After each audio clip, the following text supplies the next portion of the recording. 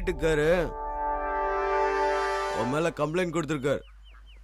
கண்டுபிடிக்க கொஞ்சம் நாள் ஆயிடுச்சு. பொண்டாட்டியை கண்டுபிடிச்சு கொடுங்கன்னு சொல்ற ஆம்பளையும் இப்பதான் பாக்குறேன். நீங்க நினைக்கிற மாதிரி தெளிவில்லாத ஆம்பளை இல்ல அவரு. ஒரு நல்ல புருஷன் மாதிரி உங்ககிட்ட நடிச்சிருக்காரு. உங்களை மாதிரி பொம்பளைங்க ஏன் இப்படி பண்றீங்கன்னு தெரியல. புருஷனை விட்டுட்டு இப்படிலாம் எதுக்காக? காசுக்காகவா?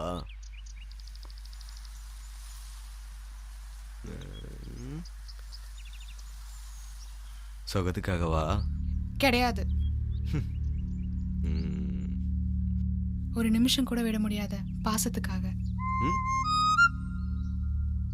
அந்த பாசம் புருஷன்கிட்ட கிடைக்காதா? புருஷன்கிட்ட அந்த பாசம் கிடைச்சா பரவாயில்ல, சொந்த பந்தங்கள்லாம் மறந்துடுவோம். கிடைக்காம போனா கேட்டை தாண்டி வெளியே போ வச்சிரும். ஓகே, சலீம் வந்தா ஸ்டேஷன் வர சொல்லு.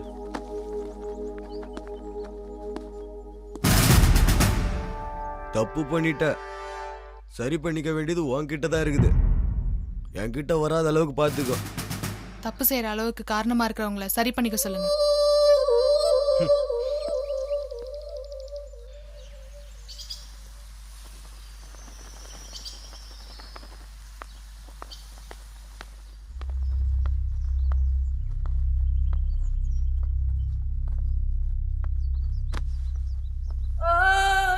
சலீம்ண்ணா எந்திரிங்க.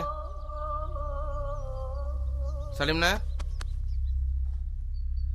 எந்திரிங்க. சலீம்ண்ணா என்னடா? உங்ககிட்ட கொஞ்சம் தனியா பேசணும். இரு வரேன்.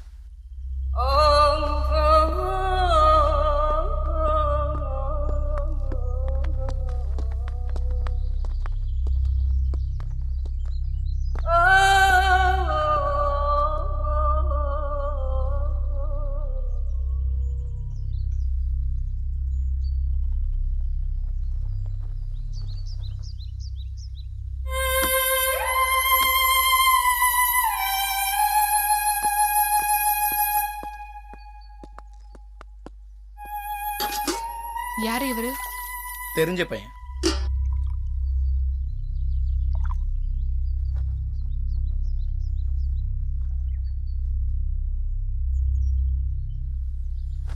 சுசீலா, நான் வெளில போயிட்டு வரேன், ஜாகிரதையா இரு.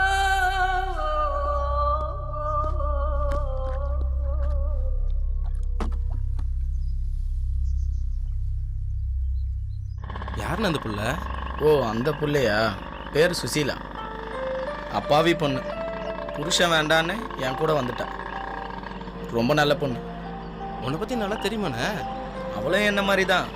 என்ன மாதிரியே நல்லா யோசிப்பா. என்ன நல்லாவே புரிஞ்சுக்கிட்டா. கல்யாணமான புள்ள தானே அது? மனசு மாறிட்டா? ம்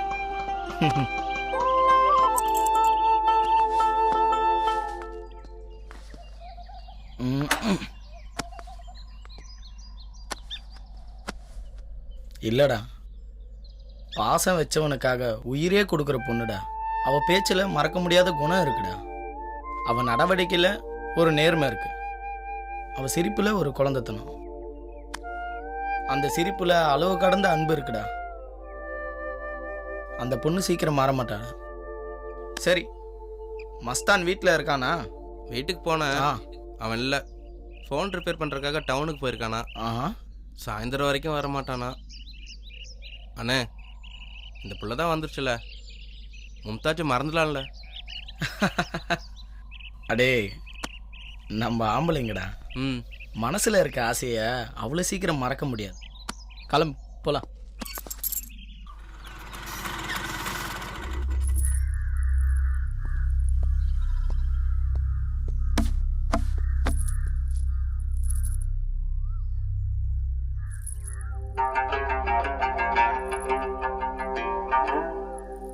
சீக்கிரமா சொல்லு, மாமா வந்துருவாரு.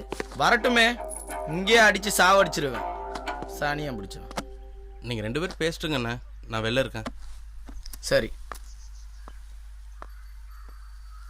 காமத்துக்காக வந்தியா, காதலுக்காக வந்தியா? பாசத்துக்காக வந்திருந்தா உனக்கு முத்தம் கொடுத்த அன்னைக்கே நான் கல்யாணம் பண்ணியிருப்பேன். அப்போ ஏன் பேசிட்டு இருக்க? எல்லாரையும் போல என்னையும் பார்க்கலாம்ல, என்ன மட்டும் ஏன் தனியாக பார்க்குற? உன்னையும் எல்லாரும் போல பார்த்துருந்தா நீ எனக்கு முத்தம் கொடுத்த அந்த நிமிஷமே உனக்கும் சுகம் கொடுத்துருப்பேன். உனக்காக மண் வளையல் வாங்கிட்டு வந்திருக்கேன் பாண்டி பஜார்லேருந்து. நீயே என் கூட இல்லாதப்போ இதெல்லாம் எதுக்கு? உன்னை கல்யாணம் பண்ணியிருந்தா இந்த பாசம் கூட இருந்திருக்காது. புரிஞ்சுதா? வச்சுக்க.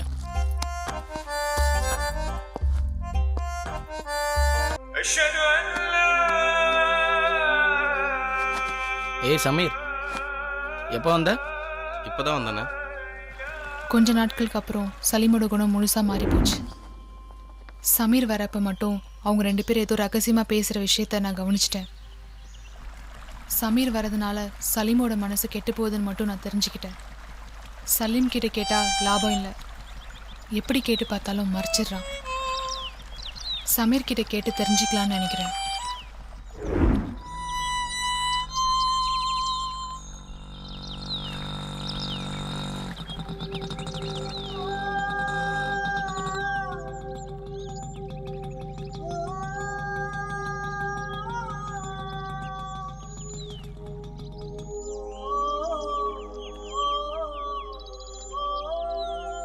என்கிட்ட சொல்ல மாட்டியா? என்ன? அந்த விஷயம் உனக்கு தெரிஞ்ச விஷயம். இல்லை, அதெல்லாம் ஒன்றும் இல்லை. என்னை பார்த்தா உனக்கு ஏன் அவ்வளோ கோவம்? நான் என்ன செஞ்சேன்? எனக்கு ஏதோ ஆபத்து ஏற்படுத்துற. என் சலீம் மனசை நீ பாலாக்குற.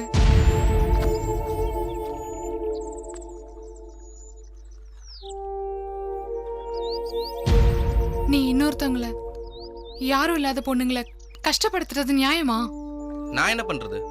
நீ எதுவும் பண்ணலனா சொல்லு.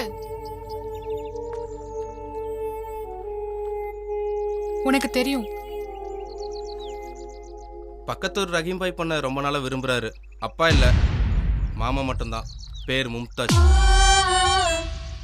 அந்த பொண்ணு சலீமை வெறுக்குது, அது எனக்கு நல்லாவே தெரியும். நாம் பேசின விஷயத்த சலீம்கிட்ட சொல்லிடாத.